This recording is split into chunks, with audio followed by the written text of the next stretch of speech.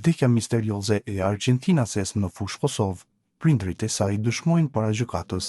Në gjykatën themelore në Prishtinë, Departamenti i Krimeve të Rënda sot po vazhdon seanca gjyqësore ndaj Endrit Nikës. Në këtë seancë pritet dëshmojë nëna e viktimës Maria Magdalena, e cila do të paraqitet përmes një video lidhjeje për shkak të pamundësisë për të qenë fizikisht e pranishme në sallën e gjyqit. Nika akuzohet se ka hedhur nga kati i 6 një hoteli në fushë Kosovë të dashurën e tij argjentinase Maria Clara, duke i shkaktuar vdekjen. Veprimtari Halil Geci kritikon ashpër LDK-n për mashtrim politik ndaj qytetarëve. Ai thekson se gjatë fushatave partjake premtonte kur koalicione me PDK-n, por pas zgjedhjeve gjithmonë bashkohet me të. Geci e quan këtë hipokrizi politike tradhtim ndaj votuesve dhe shpreh shqetësimin për bashkimin e opozitës me listën serbe dhe mbështetjen e Tiranës. Ai paralajmëron se zgjedhjet e 28 tjetorit do të jenë një vot ndëshkuese për tradhtim dhe mashtrimin e opozitës. Në vijim postimi i tij plot, çfarë ndodhi me LDK-n djathtiste që premtonte kur koalicione me PDK-n në majtiste.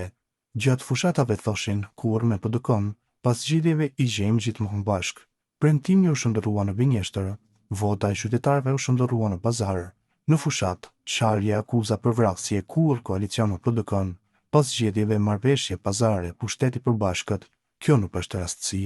Kjo është traditë mashtrimi politike ndaj rrugofizmit e ndaj atyre që u besuan votën.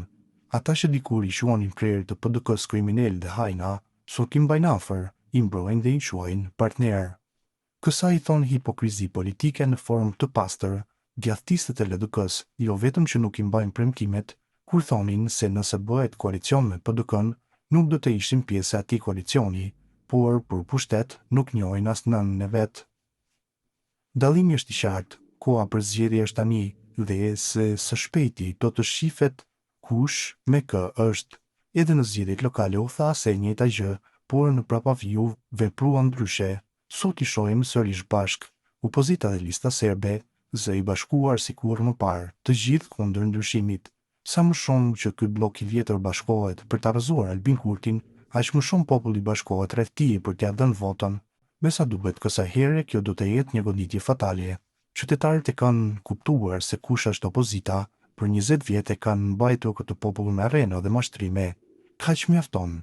Ajo që po ndodh sot nuk është thjesht një fushat, është një vendim historik mes të shkuarës dhe së ardhmes, mes pazareve dhe tinitetit, mes mashtrimit e ndryshimeve.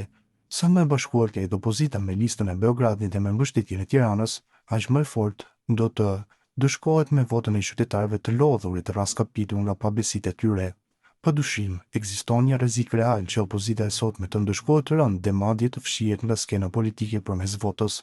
Populli nuk i haron dëmet që ja kanë shkaktuar opozita këtij vendi përmes mashtrimeve të këqija, prandaj ndëshkimi do të jetë i rënd dhe i merituar. Vetëm 15 ditë pritni dhe gjithçka do të dëshmohet përmes votës së qytetarëve. Zëri i qytetarëve këtë herë nuk do të jetë i vetëm dhe vetëm fjalë jo. Zgjedhjet e 28 dhjetorit do të jenë një votë ndëshkuese për ta.